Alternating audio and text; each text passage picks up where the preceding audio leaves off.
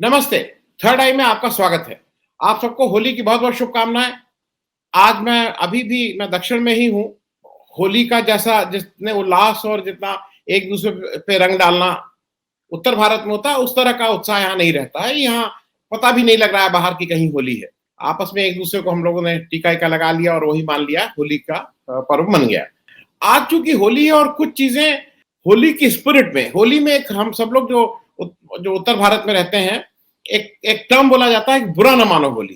तो आज उसी स्पिरिट में विपक्ष के कुछ पार्टीज़ को क्योंकि रोज़ तो हम लोग सत्ता पक्ष की पार्टी बीजेपी को बताते ही रहते हैं कि आपको क्या करना चाहिए क्या ठीक है देश के लिए, आपके लिए क्या ठीक है। लेकिन आज ज़रा विपक्ष को आईना दिखाने की कोशिश की जाए और इस स्पिरिट के साथ कि जो भी वहाँ पे कुछ हो रहा है, वो भारत देश पूरे लोकतंत्र के लिए बहुत अच्छा नहीं है और इसीलिए इस बात को कहा जा रहा है। क्योंकि कई बार ये आता है कि भाई बीजेपी ये काम कर रही है, बीजेपी को किसी की सुन नहीं रही है, बीजेपी की 303 सीट आ गई हैं, तो अब बीजेपी अपनी मनमानी कर रही है। लेकिन ये भी एक फैक्ट है कि बीजेपी की को ये मनमानी करने कौन दे रहा है? क्या विपक्ष अपना रोल जो उसका रोल है वो निभा रहा है? क्या विपक्ष को जिस तरह से सत्ता पक्ष को से प्रश्न पूछने चाहिए, उसको कटघरे में खड़ा करना चाहिए, वो कर रहा है? क्या किसी जन आंदोलन जो कोई बड़ा ऐसा लोगों की मांग को लेके पिछले 7-8 वर्षों में आपने सुना है किसान आंदोलन किसी विपक्ष द्वारा प्रायोजित मतलब का आंदोलन नहीं था। वो तो स्वतः आंदोलन था, इस तरह से बहुत से आंदोलन हुए। लेकिन विपक्ष की किसी भी पार्टी ने किसी भी आम आदमी के मुद्दे को लेके क्या कोई संघर्ष का पिछले 8 जब से 2014 के रेफरेंस से कह रहा हूं, जब से 2014 से बीजेपी के केंद्र में सत्ता है, ये कोई वो किया है तो देखना तो विपक्ष को भी होगा अपने गिरबान में झांक। बहुत से लोगों का ऐसा मानना है कि अब कांग्रेस कुछ नहीं हो सकती, कांग्रेस चुक रही है और बीजेपी भी ये चाहती है कि कांग्रेस उनकी मेन ऑपोजिशन पार्टी न रहे। उसके अपने फायदे और नुकसान दोनों हैं क्योंकि छोटे-छोटे राज्यों को हैंडल करना शायद बीजेपी के लिए ज्यादा आसान हो। अगर अलग-अलग छत्रप हैं, अलग-अलग पावर सेंटर्स हैं इन डिफरेंट स्टेट्स, तो बनिस्बत एक को हैंडल करना। हैविंग ये कहने के बाद जरा ग्राउंड रियलिटी पे बात देखें कि आज हो क्या रहा है और वो मैं इस रेफरेंस से कह रहा हूं कि ऑल इंडिया लेवल पे जब बात आती है तो विपक्ष कहां खड़ा है, उसमें कांग्रेस का कोई रोल है कि नहीं है, कांग्रेस का रोल कम होता जा रहा है, क्या होगा, इस पे जरा चर्चा कर लें।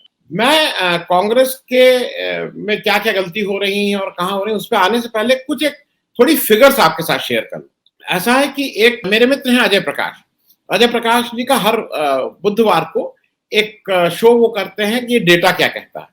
इस बुधवार को भी उन्होंने एक शो किया था। ये जो सारे डॉक्यूमेंट्स हैं, ये जो सारी बातें हैं, ये मैं उन्हीं के उस शो से मैं उठा रहा हूं, ये आंकड़े। और ये आंकड़े उठा के मैं आपसे शेयर कर रहा हूं उसका कुछ हिस्सा। बाकी अगर वो डिटेल में 22-23 मिनट का एक वीडियो अगर आप देखना चाहें, उसका लिंक मैं नीचे दे रहा हूं। वो उन्होंने 2024 की संभावनाओं पे किया है। मैं केवल उसका एक रेफरेंस पॉइंट के लिए उसके आंकड़े उठा रहा हूं। जैसे लोकसभा में 543 सीटों पे चुनाव होता है, 2 सीटें नॉमिनेटेड होती हैं, 545 सीट होती हैं। ये तो लोकसभा का हो गया। उसी तरह से पूरे हिंदुस्तान में जो विधानसभा की सीट है वो 4034 है। ये सारे आंकड़े मैं अजय की ही उस शो से लिया। तो पूरे हिंदुस्तान में 4034 विधानसभा की सीटें हैं प्लस 87 जम्मू एंड कश्मीर की हैं। अब जम्मू एंड कश्मीर और इनको मिला लें तो 4121 हैं। लेकिन अजय ने जम्मू कश्मीर की 87 सीट को अभी अपने उसमें नहीं रखा है, जोड़ घटाने में अपने कैलकुलेशन में किनारे किया, क्योंकि अभी थोड़ा असमंजस की स्थिति है कि जम्मू कश्मीर में कब इलेक्शन होगा, कब नहीं होगा, इत्यादि इत्यादि।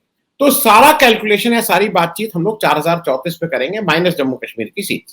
इसमें से बीजेपी के इस समय जो विधायक हैं पूरे देश में 19 राज्यों में हैं, ये 1365 विधायक, 1365, 19 जगह ये कोलिशन या डायरेक्ट, मतलब या तो किसी के साथ भागीदारी या डायरेक्ट इसका राज है बीजेपी। 1365 विधायक इनके हैं। वो करीब इस टोटल विधायक सीट का करीब 34% होते हैं, 34%। अब इसके सामने कौन कौन है ये मैं बता दूं, और मैं उन पार्टीज के नाम केवल अभी ले रहा हूं जो जिनके पास 100 से ज्यादा सीटें हैं ऑल इंडिया लेवल। ऐसे में सबसे जो मेन विपक्षी पार्टी है जो सबसे बड़ा चंक है वो कांग्रेस का है। उस एक 4000 34, 4034 में कांग्रेस के पास इस समय 701 विधानसभा की सीट्स है एज ऑन डेट। ये मैं 5 विधानसभा के इलेक्शन हो जाने के बाद की बात कर रहा हूँ। ऑल इंडिया तृणमूल कांग्रेस के पास 233, नंबर 3 स्थान पे है देश में। BJP number 1, Congress number 2, Trinamool Congress number 3। Number 4 पे आम आदमी पार्टी 156, नंबर 5 पे डीएमके 131, नंबर 6 पे समाजवादी पार्टी 114। ये मैं वो पार्टीज के नाम अब लिया हूं जो बीजेपी के सामने विपक्ष का रोल अभी अदा कर रही है। कल के दिन कौन कहां चला जाएगा नहीं, लेकिन आज की तारीख में देश में ये पार्टीज जो मैंने नाम लिए, कांग्रेस, तृणमूल कांग्रेस, आप, डीएमके, सपा, ये वो पार्टी हैं जिनके 100 से ज्यादा एमएलए हैं और वो विपक्ष का रोल इस समय कर रही हैं बीजेपी के सामने। 100 से ज्यादा एमएलए वाली 2 पार्टी और हैं, बीजू जनता दल 112 और टीआरएस 103। बीजू जनता दल और टीआरएस को मैं मेन विपक्ष के साथ इसलिए नहीं जोड़ रहा हूं कि अभी ये तय नहीं है। ये जनरली बीजू जनता दल या टीआरएस, ये जो भी सेंटर में जिसकी सरकार होती है ये उसके साथ जाते हैं, क्योंकि इनको अपनी स्टेट से मतलब है। तो ये कोई ऑल इंडिया उसमें बहुत नहीं रहते हैं, लेकिन मैं इनको अभी ये मान रहा हूं कि ये सेंटर के साथ जाएंगे। हालांकि उसमें टीआरएस को इस समय आप कह सकते हैं, क्योंकि टीआरएस के एकदम से वो बहुत गुस्सा हो गए हैं और ऐसा लगता है चंद्रशेखर राव जी की बात से कि वो शायद अब ऑपोजिशन के साथ आ जाएंगे। तो अगर उनको भी लेने तो कुल विपक्षी पार्टी हुई कांग्रेस, एआईटीसी, आम आदमी पार्टी, डीएमके, समाजवादी पार्टी और टीआरएस, इन सबको मिला के जो टोटल सीट है, टोटल सीट वो हो जाती हैं 1438, 1438, 1438 सीट है। बीजेपी के पास 1365 सीट।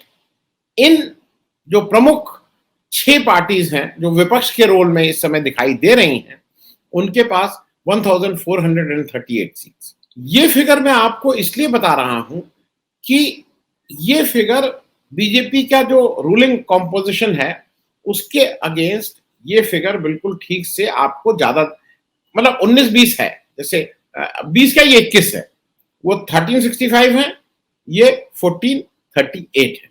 मैं बाकी को इसलिए नहीं जोड़ रहा हूं क्योंकि जो मोटे तौर पे जो बाकी सीटें हैं वो लोग जो भी सेंटर में रहेगा मोर और लेस उसके साथ जाते हैं, कुछ दलों को छोड़ के। मैं उसकी गिनती नहीं कर रहा हूँ, 100 से कम दल। ये मैंने एक रेफरेंस पॉइंट इसलिए आपको बताया कि आज की तारीख में जहां हम लोग खड़े हैं वहां बिना कांग्रेस के एक ऑल इंडिया लेवल के, जब 2024 के इलेक्शन की बात करते हैं तो वहां कोई ऑल इंडिया लेवल पे कुछ इस तरह का बनेगा प्लेटफॉर्म जो बीजेपी का सीरियस चैलेंज हो, वो दिखता नहीं। अब आ जाए हम जो मैंने जिस मेन बात से आपसे बात शुरू की। एक तथ्य और बता दूं, 2014 में जब मोदी जी की जब से सरकार आई है उसके बाद देश में 49 असेंबली इलेक्शंस हुए हैं, विधानसभा के इलेक्शंस हुए हैं। उसमें से कांग्रेस 39 हारी है, केवल 4 जीती है। ये मैं आपको इसलिए बता दे रहा हूं कि ये आपको, जैसे 2019 के बाद महाराष्ट्र और झारखंड में कोलिएशन में कांग्रेस आ गई, लेकिन अपने आप ये केवल 4 इलेक्शन जीती। अब एक कांग्रेस में दूसरी चीज आ गई है, G23 नाम की एक चीज आ गई है। वो G23 बहुत एक्टिव हो गया है। वो क्यों एक्टिव है उसमें? भाई वो G23 में पुराने 5 चीफ मिनिस्टर हैं, चाहे वो भूपेंद्र हुड्डा जी हो, चाहे वो गुलाम नबी आजाद साहब, वही 5 पुराने चीफ मिनिस्टर उस G23 में है। उसमें 7 यूनियन मिनिस्टर हैं। मतलब वो कोई ऐसा नहीं है कि आप उनको किनारे कर। अब उसमें से कुछ लोग उस G23 जो ओरिजिनल था, जैसे मौली, वीरप्पा मोइली और दूसरे मुकुल वासनिक है, इन लोगों ने थोड़ा उससे किनारा कर लिया है। इसमें उसके पास ज्यादा नहीं जा रहे हैं, तो ये इनको आप मान लीजिए। और जितिन प्रसाद जी ने ऑलरेडी G23 का कांग्रेस छोड़ के वो बीजेपी ज्वाइन कर चुके हैं। लेकिन हाल के दिनों में 2-3 नए तरह के लोग इस G23 की जब मीटिंग हुई, मतलब जब इन कांग्रेस के इन वरिष्ठ नेताओं की जब मीटिंग हुई, उसमें 2 लोगों की उपस्थिति थी जो थोड़ा आगे कैसे आएगा इसको थोड़ा आपको दिखा सकते हैं। प्रीनीत कौर हैं जो कैप्टन अमरिंदर सिंह की पत्नी है, वो इस मीटिंग में आई थी। और शंकर सिंह वाघेला हैं जो टेक्निकली अब कांग्रेस में नहीं है, वो इस मीटिंग में आए थे। तो ये सारे लोगों का ये कहना है कि हम पुराने और जैसे जो भी संतुष्ट असंतुष्ट जो कांग्रेस है उनको एक जगह इकट्ठा करने का काम कर रहे हैं। अब G23 का एक पुराना आपको लेटर याद है, उन्होंने एक पुराना लेटर लिखा था कि कैसे कैसे कांग्रेस में कुछ चेंज होना चाहिए। उसमें से उस लेटर लिखने के बाद 11 स्टेट फिर कांग्रेस हार चुकी है। अब 2-3 चीजें समझनी है। अभी जो 5 राज्यों के इलेक्शन के विधानसभा में हुआ, उसमें कांग्रेस का प्रदर्शन बहुत ही खराब नहीं, बहुत ही खराब। एक उसमें सीडब्ल्यूसी की मीटिंग हुई, सीडब्ल्यूसी की मीटिंग मुझे अभी तक नहीं समझ में आई। उसमें शुरू में ही सोनिया गांधी जी ने कहा कि हम लोग इस्तीफा देने को तैयार हैं। ये पता था कि सबने कहा नहीं, आप इस्तीफा नहीं दे सकती हैं। और फिर उन्होंने कहा कि इस पे हम लोग एक चिंतन शिविर करेंगे। वो सारी बात मैं पहले कह चुका हूं, मैं रिपीट नहीं करूंगा। सोनिया गांधी जी ने 5 जो स्टेट प्रेसिडेंट थे उनसे इस्तीफा मांगा, सबने इस्तीफा दे दिया। अब थोड़ी चीजें और समझनी होंगी। जब आप स्टेट प्रेसिडेंट से इस्तीफा मांग रहे हैं तो क्या आपने उनको खुली छूट दी थी? क्या उनके पास ये सारी ताकत थी कि जो निर्णय लेना हो वो ले लें? देखिए, पहले कांग्रेस का ट्रेडिशन था कि जब कोई जो सेक्रेटरी इंचार्ज या वाइस प्रेसिडेंट इंचार्ज या कोई भी जो एआईसीसी इंचार्ज जो होता था वो भी इस्तीफा देता, क्योंकि जिम्मेदारी उसकी भी। किसी सेक्रेटरी ने जिम्मेदारी ली, किसी इंचार्ज ने जिम्मेदारी ली जो उस जगह था। और सबसे जो आश्चर्यजनक बात यह हुई कि इसके बाद एक जो कांग्रेस प्रेसिडेंट सोनिया जी हैं, उन्होंने एक कमेटी बनाई ये पता करने के लिए कि भाई ये क्यों हारे और आगे इसको कैसे ठीक किया जाए। और कमेटी किसकी थी? रंजनी पाटिल जी हैं, वो गोवा के इंचार्ज हुई। जयराम रमेश जी मणिपुर देखेंगे, अजय माकन जी पंजाब देखेंगे, जितेंद्र सिंह यूपी देखेंगे, अविनाश पांडे उत्तराखंड देखेंगे। अब ये लोग तो अपना ये स्टेट देख ही रहे थे। जितेंद्र सिंह, आज तो जितेंद्र सिंह से कोई पूछेगा ना कि भाई तुम उत्तर प्रदेश आप देख रहे थे, उत्तर प्रदेश में कांग्रेस की बुरी हालत हुई, ये क्यों हुई? उन्हीं को जांच करने के लिए दे दिया गया है कि आप बताइए कि अब यहाँ ये बुरी हालत क्यों हुई और आगे क्या होगा। मतलब जो आदमी इसका इंचार्ज था, जिसकी देख रेख में उत्तर प्रदेश की ये गत बनी, उसी से को ये काम दे दिया गया है। तो मतलब ये जो सेल्फ असेसमेंट उनको करना है, मेरे ख्याल में भगवान के समकक्ष हो जाएंगे अगर इसमें से 5 लोग ये कहें कि ये मेरी गलती थी और मैं पूरी तरह से जिम्मेदार हूं और इसलिए वो तो, क्योंकि ये सारे लोगों का टिकट डिस्ट्रीब्यूशन में यही लोग मैनेज कर रहे थे, ये सारे लोग मैनेज कर रहे थे। अब उसके बाद भी अगर ये माना जा रहा है कि नहीं इसमें तो किसी और की गलती थी और क्या था, वो अपनी जगह है। अब 1-2 चीजें ऐसी हैं जिसको कोई बोल नहीं रहा है। चिदम्बरम जी ने कल एक एनडीटीवी को एक इंटरव्यू दिया और उन्होंने उसमें कहीं डायरेक्टली इनडायरेक्टली उस बात को, उस विषय को उठाया है। उन्होंने उसको दूसरे ढंग से कहा। उन्होंने कहा है कि मैं पहले से कह रहा था कि ऑर्गेनाइजेशन बिल्डिंग और इलेक्शन अलग अलग करना चाहिए, लेकिन ये हुआ है कि नहीं उत्तर प्रदेश में इलेक्शन भी लड़ेंगे, ऑर्गेनाइजेशन भी करेंगे। भाई, प्रियंका गांधी 2019 में उत्तर प्रदेश की इंचार्ज बना दी गई थी, 2022 है। आपने कौन सा ऑर्गेनाइजेशन बिल्ड किया जो आप अभी रोना रो रही हैं कि नहीं ऑर्गेनाइजेशन नहीं बिल्ड हुआ? आपको खुली छूट दी गई थी। आपको लल्लू जी बहुत अच्छे लगते थे कि ये मालूम नहीं चांद सितारे तोड़ लाएंगे, आप उनको ले आए थे, आपने उनको अध्यक्ष बना दिया था। और उससे ज्यादा आपको एक चीज और बता दें, ये आपके कांग्रेस के बहुत से लोगों ने नाम लेके कहा है कि जो आपके खास लोग हैं, जो कभी पत्रकार को गाली देते हैं और कभी जाके कांग्रेस के पीछे जो घर में रहते हैं लोग उनसे जाके मारपीट करते हैं, जो आपके खासम खास हैं, जो आपकी आंख और कान है, लोग उनको जिम्मेदार बता रहे हैं। आप जिम्मेदारी ले रहे हैं इस बात की? लोग आपको साफ साफ, आपके पार्टी के लोग कह रहे हैं कि सिद्धू जी को पंजाब का अध्यक्ष बनाने में आपका रोल था। प्रियंका जी, आप जिम्मेदारी ले रहे हैं इस बात की? आपके अगल बगल के लोग नहीं, पूरी दुनिया। आप राजीव शुक्ला जी आपके बहुत ही खास आदमी हैं, प्रधानी क्या छोड़ दीजिए, मतलब अरे अपने घर में इलेक्शन हो तो जीत पाएंगे राजीव शुक्ला जी? आप किन लोगों को लेके घूम रही हैं? तो कहीं ना कहीं आपने जिम्मेदारी ली। आपने कहा वो गांधी के तौर पे नहीं आप छुपिए, क्योंकि गांधी एक अलग सब्जेक्ट है। आपने क्या ये कहा कि उत्तर प्रदेश की मैं थी इंचार्ज, मैं जिम्मेदारी लेती हूँ और मैं इस्तीफा देती हूँ। वो गांधी वाले सब्जेक्ट जब आ जाती हैं तो वो दूसरी एक बात होने लगती है, क्योंकि 2-3 चीजें कही गई हैं और ये G23 के लोगों ने भी कहा और बाकी लोग भी कह रहे हैं और ये प्रश्न पूछे जाएंगे। कांग्रेस में अब कलेक्टिव लीडरशिप नहीं है। देखिए, इंदिरा गांधी का जमाना दूसरा था। इंदिरा गांधी के पास वोट ला सकती थी, वोट दिला सकती थी, तो वो कई बार ऐसा लगता था और ऐसा हुआ भी कि वो अपने मन से निर्णय लेती। लेकिन पिछले कम से कम 1998 के बाद, जब से सोनिया गांधी जी अध्यक्ष बनी कांग्रेस की, तब से कांग्रेस में कलेक्टिव लीडरशिप का एक चलन था, बातचीत होती थी। लेकिन पिछले दिनों क्या हुआ है, नवजोत सिंह सिद्धू जी का अपॉइंटमेंट क्या कलेक्टिव डिसीजन के तहत हुआ था कि किसी आदमी ने, 2 लोगों ने मिलकर तय कर दिया कि इनको कर दो? 40% महिलाओं को उत्तर प्रदेश में टिकट दिए जाएंगे, ये कलेक्टिव लीडरशिप का डिसीजन था कि ये प्रियंका गांधी जी की अपना निर्णय था कि नहीं नहीं वहां 40% का हम एक्सपेरिमेंट करेंगे।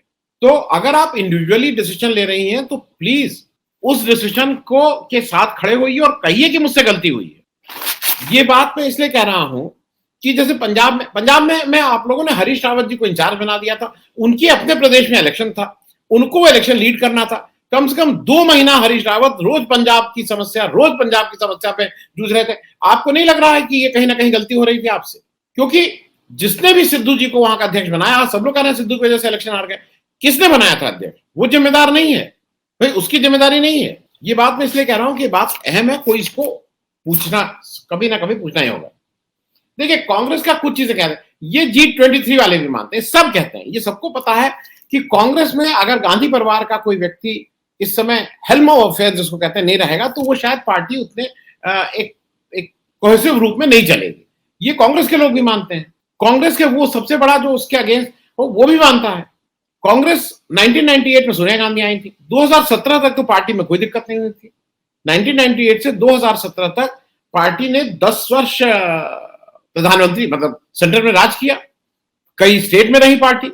2017 में राहुल गांधी जी आते हैं गेस्ट अपीयरेंस की तरफ से, पौने 2 साल 2019 में इलेक्शन हार जाते हैं। जैसे बच्चे को बुरा लगता है वो कहे मैं नहीं हूं, मैं इस्तीफा दे देता हूं। 3 वर्ष हो गए हैं, एक इंटरिम प्रेसिडेंट के सहारे कांग्रेस चल रही है, कोई है नहीं। अब आप जब ये कह रहे हैं कि नहीं अगस्त सितंबर में हम इलेक्शन कराएंगे, आप पार्टी में इलेक्शन कैसे होता है सबको पता है। डीसीसी में लोग कैसे अपॉइंट होते हैं, पीसीसी में कैसे अपॉइंट होते हैं, एआईसीसी में कैसे अपॉइंट, आपके यहाँ इलेक्शन होता है। किसको मतलब खुद से झूठ बोल के ये क्या हासिल होगा?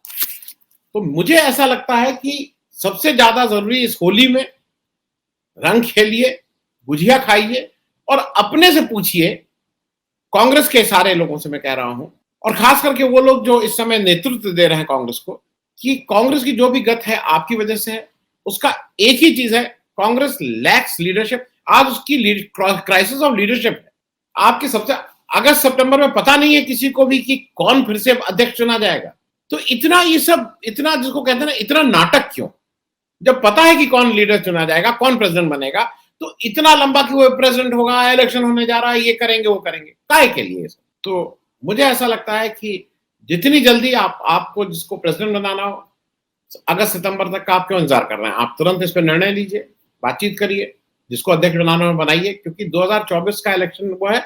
और विपक्ष में अभी भी आपकी एक अहम भूमिका है। आपके बिना विपक्ष कोई मतलब ऐसी कोई टक्कर दे पाए सत्ता पक्ष को, वो मुझे नहीं लगता है कि बिना कांग्रेस के कोई क्रेडिबल ऑपोजिशन बन पाएगा। आप सब लोगों को चलते चलते फिर से एक बार होली की बहुत बहुत शुभकामनाएं। Thank you so much.